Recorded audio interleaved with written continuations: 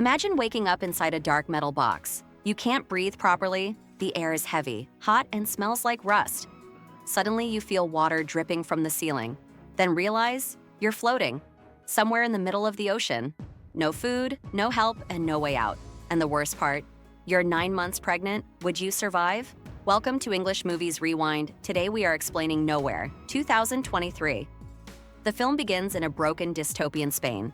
The government has collapsed, and soldiers roam the streets, capturing pregnant women and children. The country is in chaos, and survival is no longer a right. It's luck. Amid this nightmare, we meet Mia and her husband Nico, who are desperate to escape the country. They pay smugglers to hide them inside a giant shipping container headed overseas. Inside, it's pitch dark. Dozens of other refugees sit in silence, whispering prayers and holding each other's hands.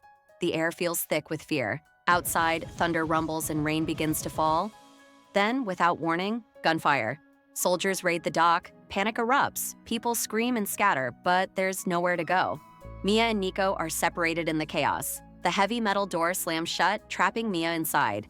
She bangs on the walls, crying for Nico, but it's useless. The engines roar, and the ship starts to move. Mia is alone. Hours later, the ocean turns violent. Waves crash against the hull.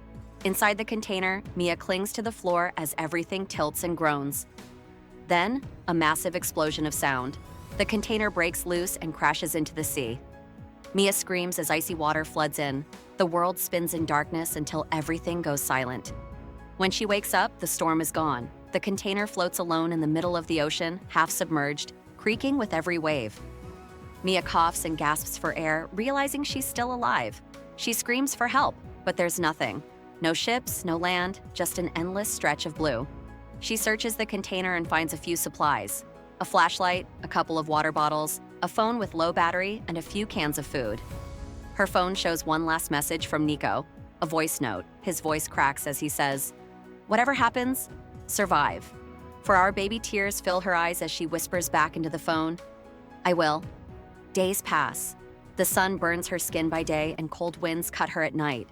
She collects rainwater in plastic sheets, rationing every drop. Hunger claws at her stomach, but she stays strong. Every creak of the metal reminds her how fragile this floating box really is. Then, one night, lightning splits the sky. Thunder roars. The container rocks violently. Mia grabs her belly. Her water has broken. Her body trembles in pain as contractions hit harder and harder. There's no one to help. She uses a flashlight to guide herself in the dark, wrapping her hands in cloth and whispering, "Please, not now." Hours of agony pass. She screams, breathes, and pushes through the pain. Finally, a cry pierces the darkness. It's her baby, a girl. Mia laughs through tears, shaking and exhausted. She names her Noah, meaning hope. Holding her newborn close, she whispers, "You're safe now, I promise." But the ocean doesn't care about promises. The food runs out. Her lips crack, her skin peels, and every breath hurts. Mia knows she must act. She carefully opens the container door just enough to reach outside. The ocean rushes in, nearly drowning her, but she manages to grab floating debris, a fruit crate, a few bottles, and a rope. She slams the door shut and collapses, coughing and crying. Days blend together. Mia fights to keep Noah alive. She hums lullabies and tells her stories about the world: trees, birds, sunlight. The baby listens, unaware that her entire world is made of metal walls and seawater. Mia talks to her like she's the only person left on Earth. One morning, a distant sound fills the air, the whirring of a helicopter. Mia's heart leaps. She screams, waving a red cloth through a gap in the door. She fires her last flare.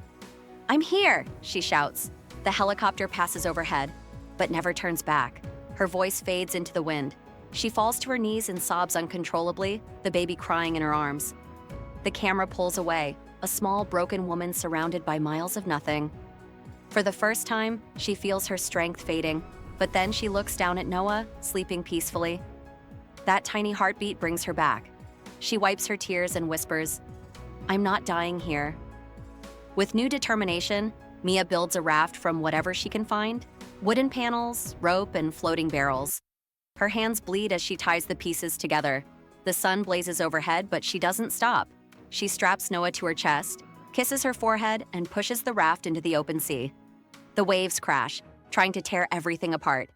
Mia rows with her bare hands, coughing and gasping. Her eyes are swollen, her skin burnt, but she refuses to stop. Hours pass. She drifts through fog and sunlight until she sees something. Mia grabs a wooden plank and holds her baby tight. The current drags her down, but she fights through it with everything she has left. Finally, her feet touch sand. Mia looks at Noah, the only reason she's still alive, and whispers weakly, "We made it, Noah." If you enjoyed this explanation, don't forget to like the video, share your thoughts in the comments, and subscribe to Movies English Rewind.